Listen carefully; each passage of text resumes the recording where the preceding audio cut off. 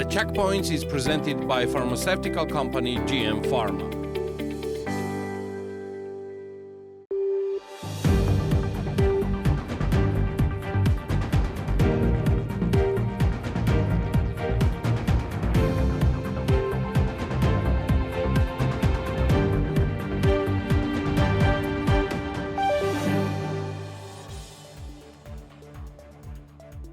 Matthew Miller, the U.S. State Department spokesperson, stated on November 30th that U.S. suspended the strategic partnership with Georgia. The decision comes after the ruling judici's decision to unilaterally suspend EU accession negotiations. Miller writes, U.S. with EU regrets Georgian Dream's decision to suspend EU accession. We condemn excessive force used against Georgians, rightfully protesting this betrayal of their constitution.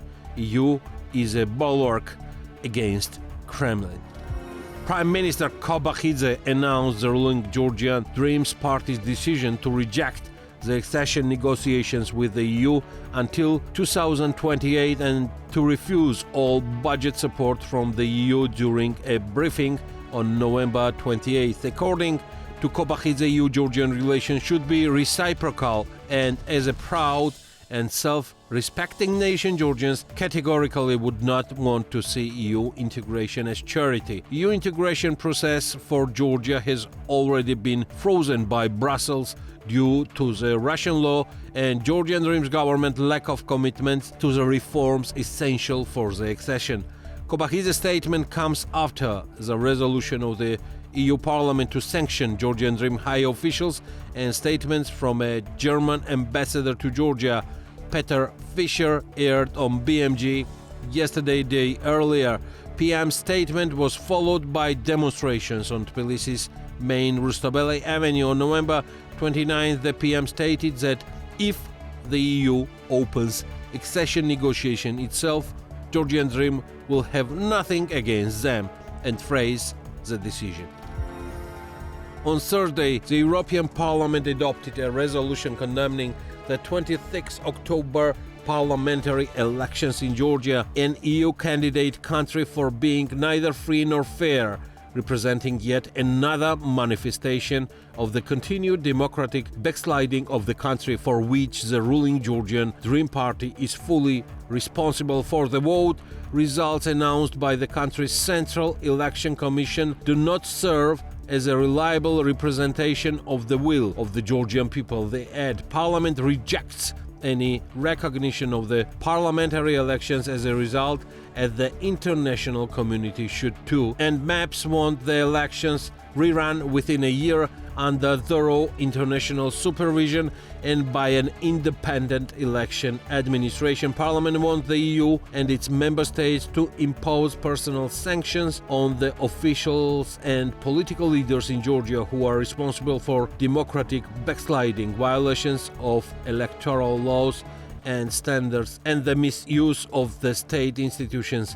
This concludes Prime Minister Irakli Kobakhidze, Mayor of Tbilisi and Secretary General of the ruling Georgian Dream Party, Kaha Kaladze, Speaker of the Georgian Parliament, Shalva Papuashvili, and former Prime Minister and oligarch Bidzina Ivanishvili. MAPS also call on the EU to severely restrict formal EU-level contact with the Georgian government and parliament, while stating clearly that Georgia, as a result of recently adopted anti-democratic legislation, including the law on transparency and foreign influence, has already had its EU integration process effectively suspended. Georgia's ambassadors to Bulgaria, Netherlands, and Lithuania have resigned. The same is true for the acting ambassador in Italy. The ambassadors of Georgia in South Korea and the Czech Republic said that they are really committed to the continuous process of European integration. The number of officials of the Ministry of Foreign Affairs who say that the government statement on removing Georgia from the agenda of EU's accession negotiations until 2028 does not correspond to the country's strategic interest exceeds 210.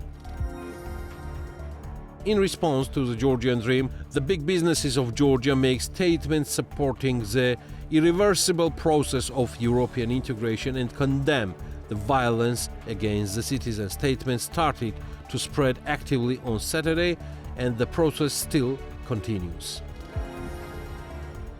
This was preceded by the statement of 13 business associations in Georgia responding to the decision of the Georgian Dream to suspend the negotiations with the application for joining the EU. Business associations categorically disagree with the ruling party's decision. The joint statement was signed by the Georgia EU Business Association, ICC Georgia, EBA Georgia, Georgian Manufacturers Association, Taxpayers Union of Georgia, Hotel and Restaurant Federation, Georgian Tourism Industry Alliance, German Business Association, US Chamber of Commerce, Georgian Farmers Association, Georgian Distributors Business Association, Restaurateurs Association, and ICDC. Basically everyone except the Georgian Business Association, and if the BAG releases a statement finally, it would probably be better for them to use it for internal consumption. In the meantime, the lari has reportedly experienced a sharp depreciation, and it is highly likely that this depreciation will continue throughout the current week. The lari has devalued by 4.10 tetri against the dollar, and much more significantly by 8 tetri against the euro, whose value has reached 2.93 Georgian lari. The National Bank of Georgia has restricted those with income in the national currency to take out foreign currency loans up to 500,000 Georgian lari. According to the NBG, this change is aimed at reducing the dollarization of bank loans. The National Bank of Georgia has increased the minimum reserve requirements for the foreign currency deposits by 5% for commercial banks. This decision aims to prevent the increased foreign currency liquidity in banks from turning into excessive foreign currency lending. In October, households and businesses transferred 1 billion lari of deposits into dollars, according to statistics published by the National Bank of Georgia. According to the report, the larization coefficient of deposits decreased by 2% from 51% in September to 49% by the end of October. Commercial banks operating in Georgia generated a net profit of 2.6 billion Georgian lari during the first 10 months of 2024, which is 304 million GEL, or 13% more than in the same period of the previous year. More than 250 employees of the National Bank have joined a statement deeming the removal of the EU accession negotiations from the agenda for 4 years as inconsistent with Article 78 of the Constitution. A similar statement is also supported by nearly 200 employees of the Tbilisi City Hall. Over 50 employees of the Ministry of the Defense have also joined the statement with identical content. This is The Checkpoints. I'm Elena Kwanchilashvili, author and the host of the show, and the Checkpoints team is ready to sum up business and economics week for you. November 28 was a dramatic day in Georgia's recent history for all those cheering Georgia on its path towards Euro-Atlantic integration. This is the day when the Prime Minister Irakli Kobakhidze announced openly the ruling Georgian Dream Party's decision to abort the efforts to start the accession negotiations with the EU until 2028. He also said the cabinet would refuse all EU budget support. The Prime Minister took the official party line that while EU membership remained the priority for 2030, this would happen only in Georgia's terms of maintaining dignity. Putin praised the Georgian government. When the events started in Georgia, I, to tell the truth, watched all this with surprise and followed it. We have no relations with them, with the Georgian government, but I was simply amazed at their courage and character to stand up for themselves. This statement belongs to Russian President Vladimir Putin. Putin refers to the Georgia's government's this decision decision to abort EU accession talks. Putin said he was surprised by the courage with which the Georgian government defended the law on transparency of foreign influences, the same as Russian law. According to Putin, he was watching the events in Georgia with surprise. Here is a short timeline to how the Georgian Dream led up to announcing the decision that day and what followed. The European Parliament adopted a resolution on Georgia's worsening democratic crisis following the recent parliamentary elections and alleged electoral fraud, which slams the ruling Georgian Dream for the authoritarian shift, condemning the democratic backsliding in Georgia, including as a result of the allegedly rigged elections. The resolution also called on the Georgian government to hold new, free and fair elections within 1 year. With the exclusive participation of the ruling Georgian Dream Party members, the Georgian Parliament approved the government's program entitled Only with Peace, Dignity, Prosperity to Europe. The government program states that Georgia will continue its Euro-Atlantic foreign policy, also aiming to reset relations with the US.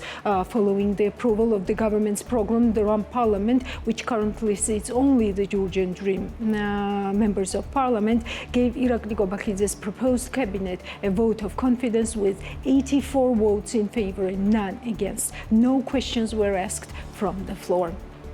President of Georgia, Salome Zurabishvili, held an emergency meeting with the representatives of the diplomatic corps. The presidential administration reported the president summoned the extraordinary meeting after the Prime Minister of Georgia, Irakli Kobakhidze, stated that Georgia aborted the accession talks with the EU till 2028.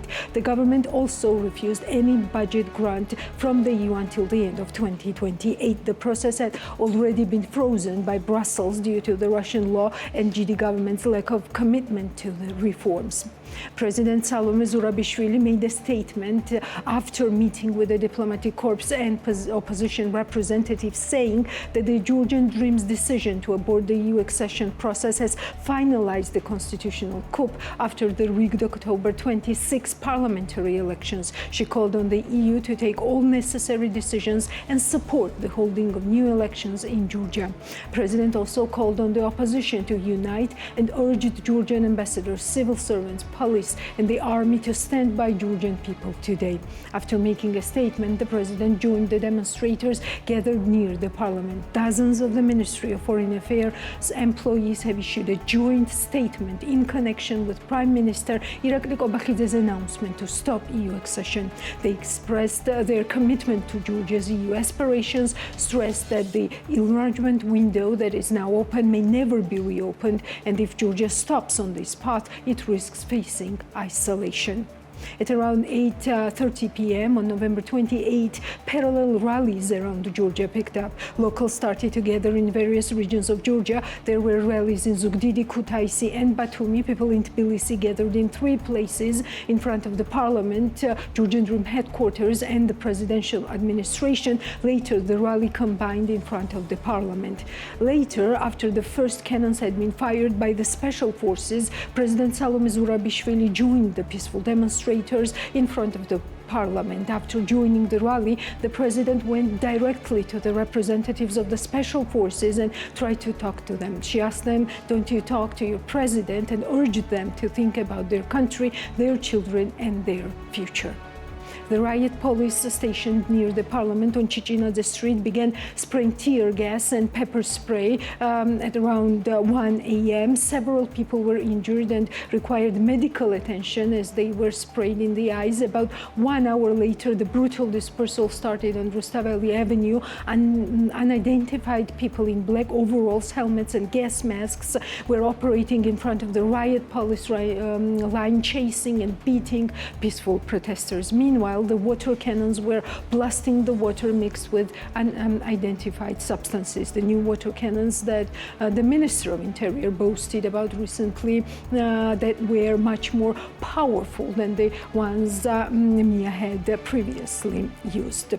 During the whole protest period, Mia issued several statements. Their final judgment is that the peaceful protest exceeded the norms established by the law on assembly and demonstration. The watchdog Young Georgian Georgian Lawyers Association said in its statement that the protests on Rustaveli Avenue are being dispersed with the usual unlawful and disproportionate use of force. There is evidence of violations of the norms for the use of active special means, including the targeted use of pepper spray in the face and the mixing of two special means, a water cannon and a chemical irritant. An important part of that picture yesterday was also the fact that GD officials attacked the German ambassador to Georgia, Peter Fischer. Georgian Dream Deputy Irakli Zarkova was the first one to appeal to the Minister of Foreign Affairs to start the procedure of recalling German ambassador to Georgia, Peter Fischer, from the country. The reason was this interview aired on BMG TV on November 27. Mr. Ambassador, thank you so much for hosting us today and for the interview. Germany has been supporting Georgia's EU integration process and social-economic development for years. Our diplomatic relationships were launched in 1992, and since then, Germany has been a good friend and a partner for Georgia. What would you say where Georgia's EU integration process stands now?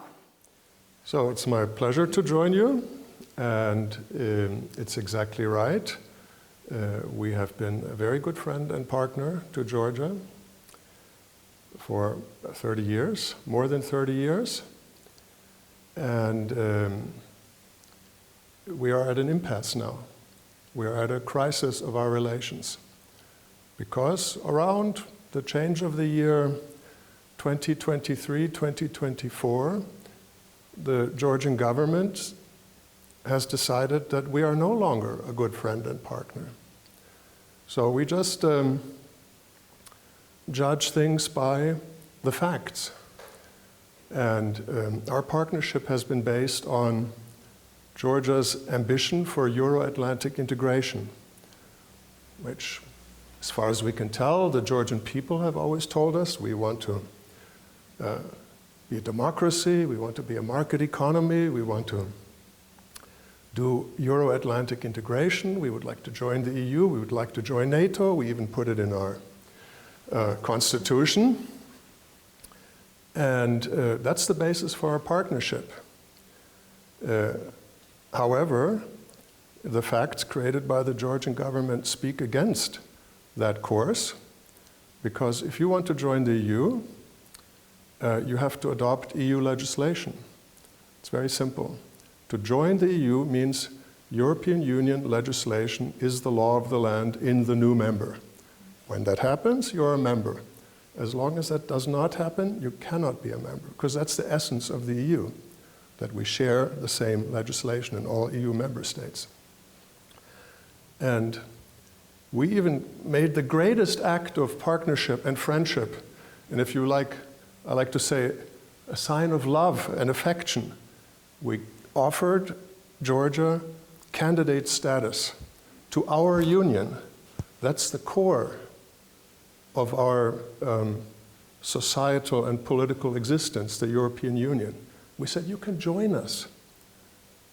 And we made that offer on an advance of trust, because the conditions to join the EU are very clear. They're all written down, by the way. You can read them. Nobody here bothers to read them, but I just recommend, if you care about it, read. Now, we said there are 9 points that Georgia should fulfill to get candidate status. And Georgia said, yes, we will work very hard. We will fulfill the 9 points. Georgia did not fulfill the 9 points, none of them. And then we gave it anyway. We said, we give you candidate status in the understanding that you will. We trust you that you will. And last December, I think it was the 15th of December, I stood with all the EU ambassadors and the entire Georgian government and the chairman of the Georgian Dream political party on a stage on Freedom Square in front of 100,000 people, and we all celebrated candidate status. And right afterwards, the mood turned. The Georgian government reintroduced the law, the so-called law on transparency of foreign influence, which is against the fundamentals of the EU. it's not just not in compliance, it's in gross contradiction to everything the EU stands for. Because at the foundation of the EU is democracy and rule of law institutions. And this law is completely incompatible. Everyone knows the reasons. Expertises have been handed to the Georgian government on behalf of the EU. It passed another law on LGBTQ, which is also not compatible with EU membership. And it changed its rhetoric. Germany is no longer addressed as a friend and as a partner. We're thrown in to a crazy notion of a global war party. We're accused of promoting liberal fascism, whatever that's supposed to be, because liberal is freedom and many ideas exist side by side. That's Germany, that's the European Union. Fascism is only one idea is good and all the others are inferior. So it doesn't fit together. We're accused of supporting revolution here. Yeah, we're foreign agents, we're no longer friends and partners. In the terminology of the Georgian government, we're being called foreign agents.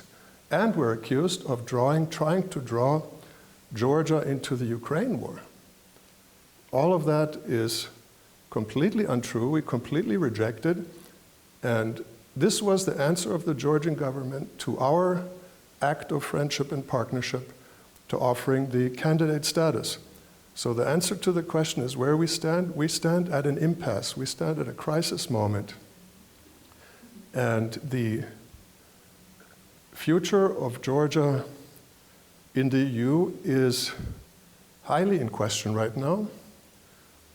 Also, in June and again in October, the leaders of the European Union decided and wrote down in their decision that the accession process has come to a halt. It's also written down. Nobody here bothers to read it, but I recommend to read it. The government is telling you, no, nothing is halted.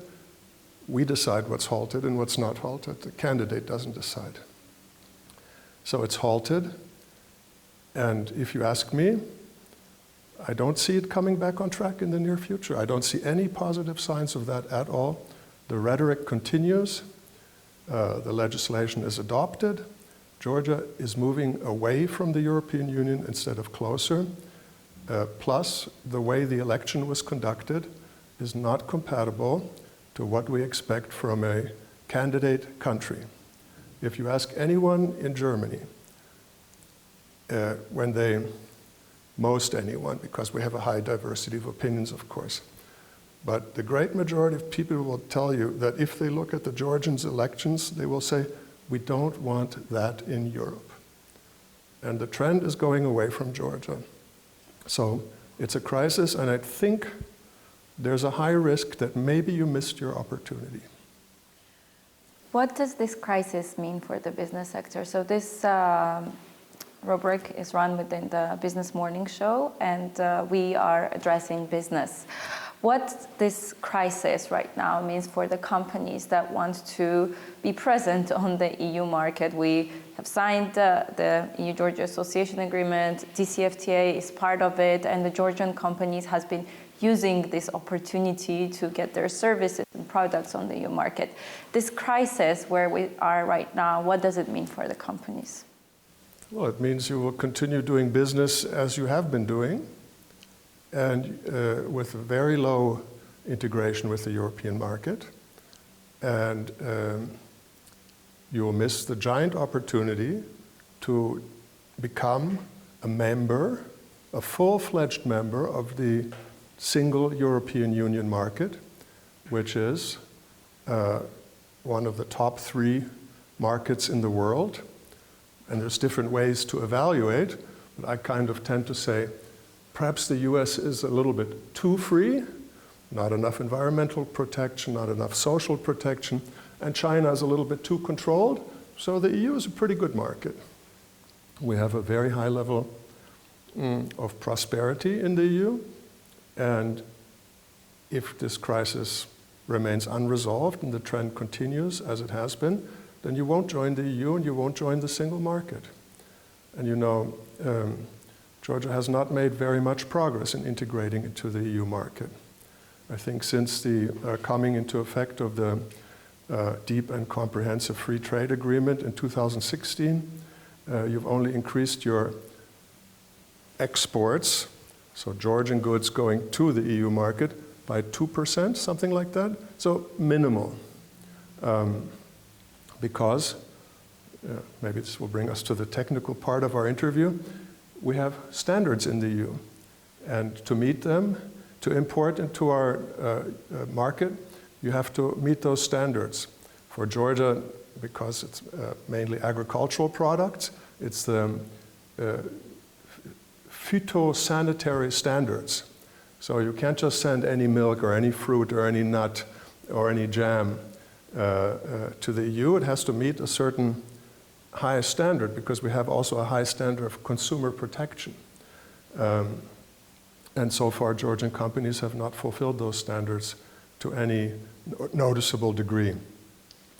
Before we dive into the standards and also whether the Georgian businesses are compatible with the sustainability standards as well that are required at the EU market, my question would be, considering the crisis that we are now in terms of the EU integration process, what do you think the role of the business sector can be? How they can help the Georgian people to become part of the EU? I mean, so business sector is always very important. That's where we generate our jobs, our income, our wealth, our prosperity.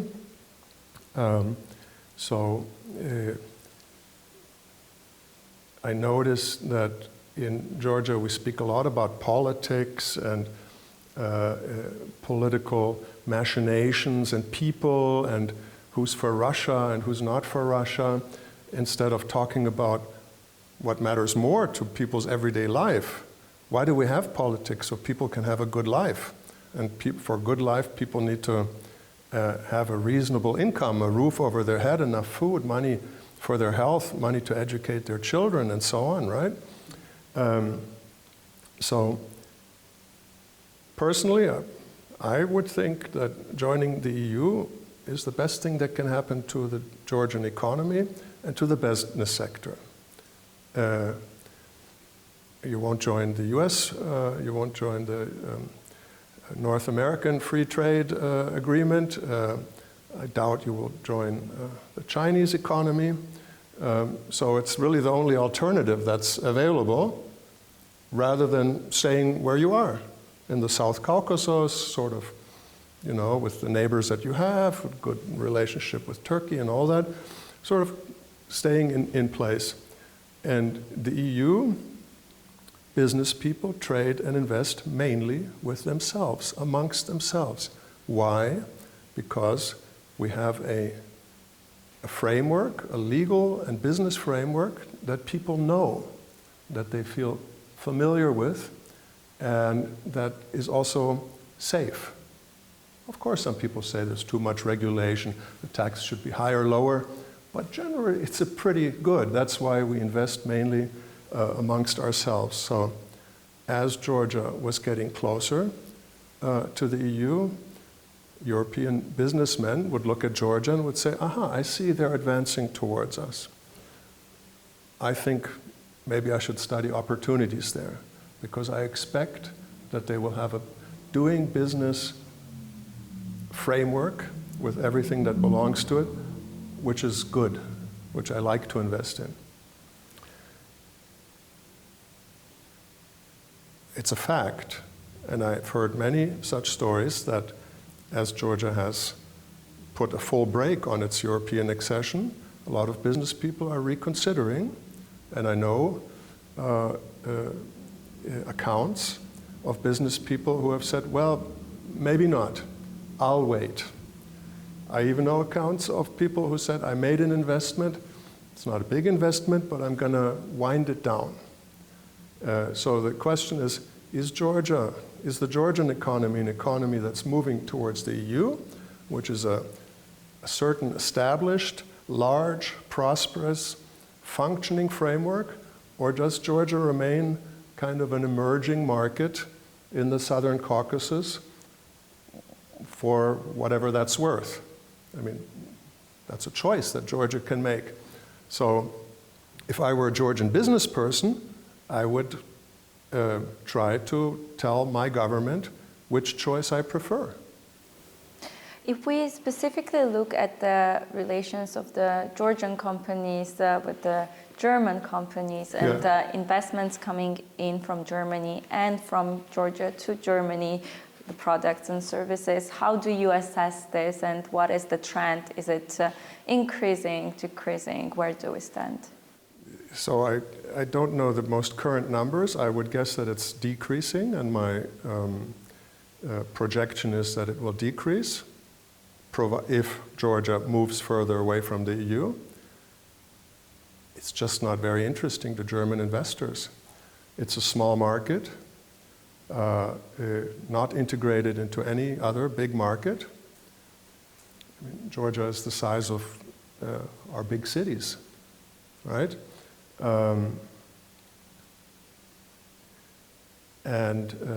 Right now, even the investment is not significant. We have a couple of companies that are invested here with not very large sums and not very high value-added activity. And even a company like Heidelberg Cement withdrew from the Georgian market. It was one of our biggest investments. It sold its shares. So the trend is not good. I'm sorry to be a little bit negative, but it's important to talk about it. I noticed that in Georgia the discussion is, oh, we have such great growth rates, growing faster than all those lousy Europeans. Those Germans don't even have any growth. We Georgians have 10% growth. It's a windfall from the Russian attack on Ukraine. Windfalls don't last. And I see a lot of structural problems. I see a challenge to the value of the lari. I see fluctuations in the stock market prices of your companies that are listed on foreign stock exchanges. I think a relatively high proportion of your government debt is in concessional loans.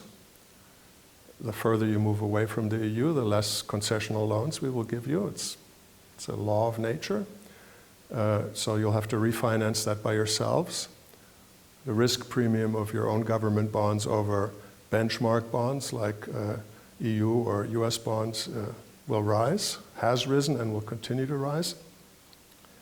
And I see a big problem for the Georgian economy, where I don't see how Georgia intends to solve it, is the immigration of the young people.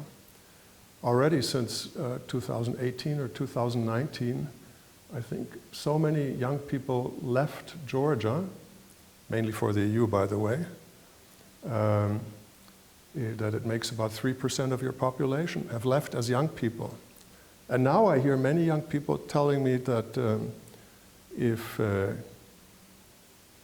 decision is that Georgia will move further away from the EU and stay here as a country in the Southern Caucasus and not follow anymore this Euro-Atlantic integration, then I will leave.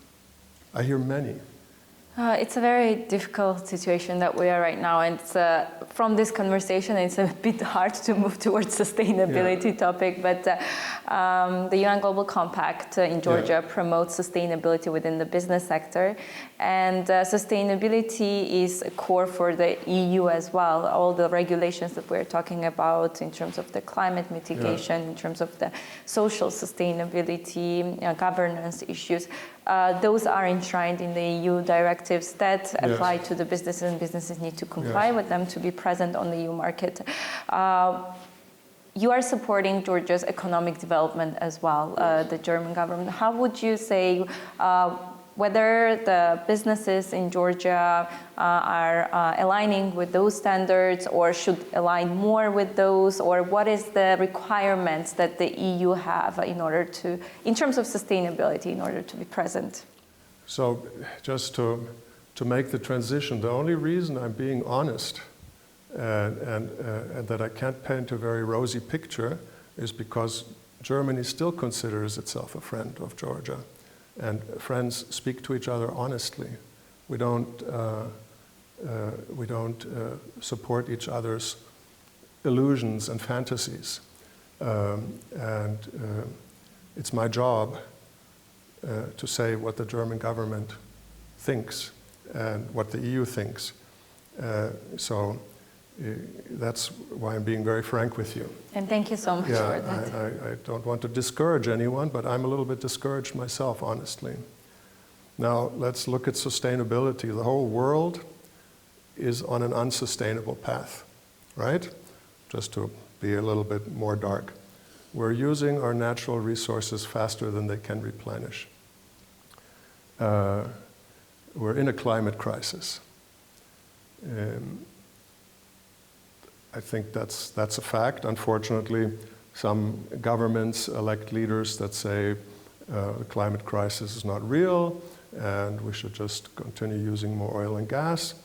But 99% of all scientists tell us, and we can see with our eyes, that the climate crisis is real. Just look at the news. Every week you have a weather catastrophe somewhere. I know very well the distinction between weather and climate, but more frequent and more intense weather catastrophes are a result of climate change. And I think Georgia is also very behind on all that. So we need to advance much faster on sustainability and the laws and regulations all around that, circular economy, green economy, energy efficiency, reducing greenhouse gas emissions, if we want to save this planet. It's as easy as that. And well, look at the fleet of cars that's driving around Georgia. I think they're very far away from EU regulations. In fact, most of them are crashed old cars that come from the EU and other countries that are here because they don't meet any more regulations in our countries. So we have finance programs, 2 big programs. Shall I tell you their names? That would be good. We have 2 big programs. One is the Green Growth Fund, GGF, and the European Fund for Southeast Europe. And Germany, those are financing programs, the concessional finance that I gave. It's very cheap money. You can't go to a normal bank and get that. You get that if you're a state that is aspiring to EU membership. You get a lot of that. And the volume right now is about 300 million. And so Georgian companies can take loans for upgrading their technologies, reducing their energy consumptions, lowering their carbon emissions, getting building and technical assistance, and that kind of thing. So we have a big program going, but I think Georgia has a long way to go. And now, the closer you get to Europe, the more intense the partnership becomes. So if Georgia were at some point to open negotiations, then more programs kick in. We call them pre-accession funds, because we're negotiating with you to join the European Union because we want you to join. So we will help you to join. And all those programs will multiply. We say more for more. But the further you move away from the EU, then the basis of our relationship has changed and you become just another country out there like many other countries, let's say Azerbaijan or Armenia or Central Asian countries, and then it's less for less. Georgia has been enjoying a privileged relationship with the EU because you had such a hard time, because you said Euro-Atlantic integration, because you made so much progress on it, because you're such nice people, because we have a connection, right? But if you say that connection doesn't matter to us, we're not interested anymore in the EU, and that's what the signals are saying to us right now, then we will reduce you to a normal country. And like Uzbekistan, maybe. How we can get back to the path of the EU integration, and what would be your, as we near to the end of our interview, what would be your recommendation to the stakeholders? Of course, the government, but also the business sector, what we can do more in order to get back to the path of the integration? So, I mean, if the people want to join the EU, they have to tell the government, we are the people, we would like to join the EU. You know, the elections are very controversial, very contested. What we can say is that there were irregularities in so many areas that it doesn't pass the standard for an EU candidate. If in an EU member state there were elections with so many irregularities, we would all say, what is going on there? It's not acceptable. In the elections, that message didn't seem, I'm not sure, did that message come out or not? Anyway, so if the people want to join the EU, they should tell the government, do what's necessary to join the EU. What's necessary to join the EU has been written down 1,000 and 10,000 times. Right now, the 9 points are necessary to get closer to the next step. You have to revoke the law on the transparency of foreign influence. We can't just improve it here or there. That's not happening. It has to disappear. You have to look again at this LGBTQ law because you're discriminating certain minorities in your country, and that's illegal in the European Union. And you have to talk, you have to stop talking badly about the EU, claiming that we are the enemies of Georgia when we're not. And that's still going on every day. Every day. Every time I open the news, I hear that I'm some kind of a dangerous agent. I came here as a friend and a partner, and you said that German government supports. That's taxpayers' money. That's German bus drivers, German nurses, German civil servants like me. We're all paying part of our tax for Georgia for 30 years, and a lot of privileged money. So how to get back on track, it's all been written down. Everyone knows, and certainly your government knows, because one of the things we do is we give a lot of scholarships too. And a lot of people in your government and your parliament have benefited from our scholarships. They are educated in law and other fields in Germany. They know what to do. Like the old commercial, just do it. But if you don't do it, then bye-bye Georgia. No more EU. We don't want to see that. Thank you so much, Ambassador Fischer, for Thank you. This very interesting interview, for being honest and being a true friend of Georgia for these many years. Thank you for the support that you are providing to Georgian people right now. We do appreciate your support sincerely. So I hope that our relations will continue, will get stronger, and Georgia will get back on the path to the EU integration. I hope so too. Thank you very much. Thank you. On November 29, EU Ambassador to Georgia, Paweł Herczyński, made the first statement about the GD's decision to abort accession talks for, as the ambassador stated, long 4 years. To the European Union, but precisely to the contrary. We have been always very clear what needs to be done.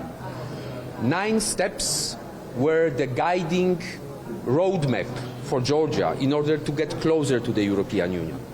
In the last 1 year, not enough progress has been made on the 9 steps. On the contrary, on many of those 9 steps, we had backsliding. On top of it, many legislative initiatives have been taken that were not in line with European Union norms and principles. On top of it, anti-Western, anti-European propaganda has continued. Many conspiracy theories A lot of disinformation has been spread by the representatives of the highest authority in Georgia, including the members of the government and the members of the ruling party. All this together, unfortunately, brought us to the point in which, as European Union, we have stopped Georgia's EU accession process. This has happened already in June this year, so half a year ago. But again, we were waiting for the elections. We sincerely hoped that the elections would give a new impetus when it comes to EU-Georgia relationship. Instead of a positive impetus, unfortunately, there were serious irregularities, as stated by international observers. And now the announcement yesterday that Georgia is stopping its EU accession efforts for the next 4 years, I think it is really, really regrettable.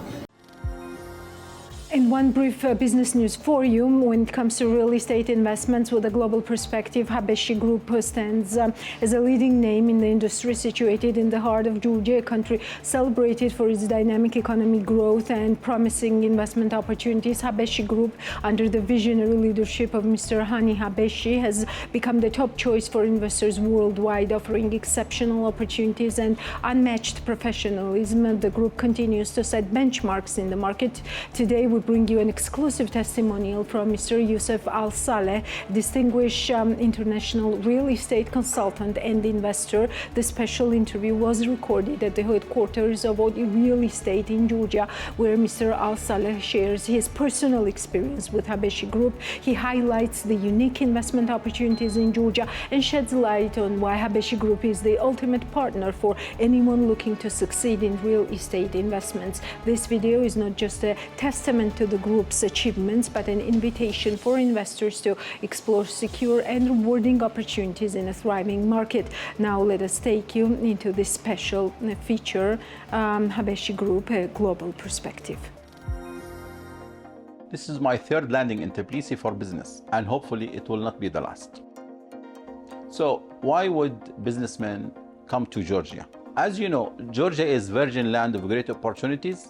It's a great hub for business establishment and growth. Georgia is an inviting, growing market of endless possibilities. It is strategically situated between Asia and Europe on the old Silk Road. Georgia is famous for ease of trade and commerce, and it is the hub of global tourism. As everybody knows, the country is safe and very secure. My name is Youssef Al Saleh. I'm a Jordanian Turkish citizen with over 35 years of executive experience in the GCC region. I'm a global senior advisor of strategy and business development. Currently, I'm a senior consultant for the world-leading oil and gas pillars. Previously, I was a senior advisor for geopolitics and defense industries. I'm a real estate investor with global property acquisitions in more than 5 countries in 4 regions.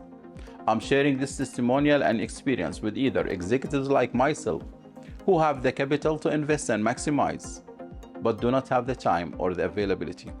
I'm also sharing this testimonial with established businesses, companies, and organizations who aspire to go beyond and diversify their portfolio. Coming to Georgia, which I highly recommend, you will definitely need the best gateway. Therefore, Habeshi Holding Group is your best access point to Georgia. The Habeshi Holding Group profoundly operates in around 60 markets in 11 countries, capitalizing on 28 affiliations and business brands. They specialize in more than 7 business sectors and diversifies industries. Over the last few years, the Habeshi Holding Group successfully executed around 2,000 transactions with their elite clients. They manage this success story with a strong base of more than 850 elite professionals. Over 18 years of dedicated work, the Habeshi Holding Group, in partnership with the governments and authorities they operate in their regions, managed to lead the markets in 8 sectors. And these are real estate, construction and maintenance, tourism and hotel management, media production, telecommunications, education, learning and development, logistics and facility management, as well as sports investment. This profound success of the Hubayshi Holding Group would not have reached this level of success without the vision and dedication of a charismatic businessman who traveled the world and demonstrated the heritage of 7,000 years of Egyptian civilization into Georgia, Mr. Hani Hubayshi. With his resolve and aspirations, he made a dream come true, starting, growing, and leading the Hubayshi Holding Group based on a robust strategy. Hani, as you know, is the chairman of the Georgian Egyptian Business Council. Also, he is the co-founder and partner of the Georgia Arabic African Business Union. Hani, my best friend, is master in demonstrating the global approach, thinking and aspiring globally while acting and executing locally. Hani and his champions, the employees of the holding group, are good in stakeholder management strategy implementation, making the best balance and win-win for the group, for the business, and for their clients. While doing this, they keep in mind the group's corporate social responsibility mission, where the group operates as a loyal citizen and active community member in the various countries. This was the secret behind the support of the governments for them in the various markets. And this makes doing business with them secure, reliable, and profitable. So, if you are aspiring for a trusted, experienced veteran in the world of business, Hani is your man. And if you are aspiring for a profitable business diversification with a global expertise, the Hubayshi Holding Group is your home. Thank you.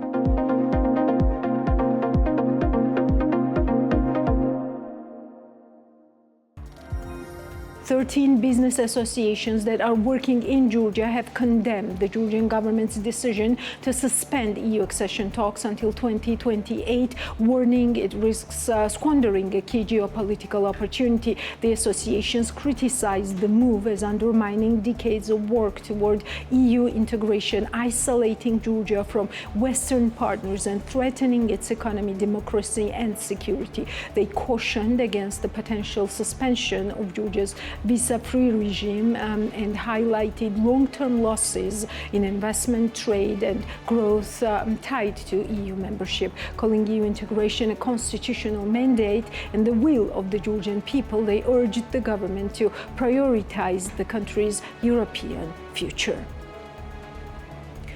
Till next Sunday, we will meet the same time on the same channel. Before that, of course, we'll keep you updated and posted on bm.g, so follow us.